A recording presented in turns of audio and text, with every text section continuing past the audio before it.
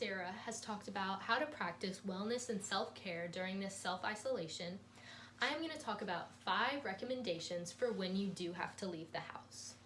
We all know that it's not feasible to stay home, for everyone to stay home 24/7, so I'm going to talk about these 5 things that you should all be doing whenever you go out. The first one is to designate one person as your errand runner.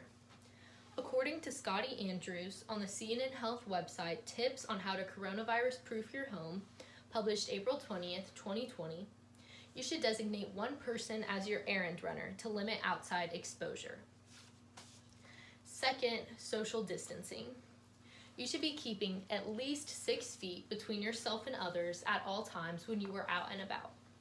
This is because people without symptoms can still carry and transmit the virus without knowing. Social distancing is also important for those with a higher risk of getting sick and getting the virus. So you want to social distance to protect those people who do have a higher risk.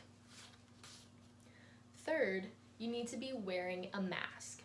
According to the Centers for Disease Control and Prevention website titled How to Protect Yourself and Others, which was published April 24th, 2020, you should keep your nose and mouth covered with a mask whenever you go out.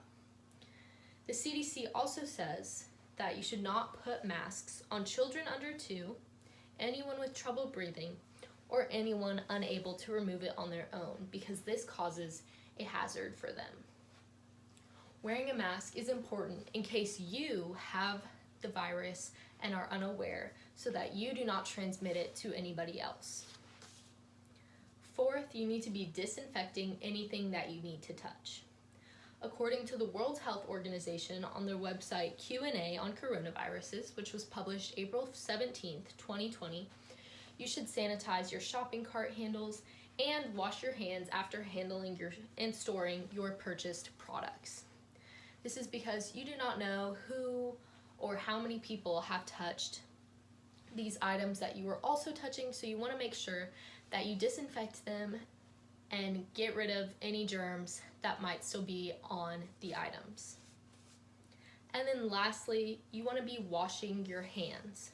Whether you wash your hands with soap and water for 20 seconds or use a hand sanitizer with 60% alcohol content, you need to make sure that you are washing your hands often. You want to be especially washing your hands after you go into a public place like a grocery store or pick up food from a drive-thru.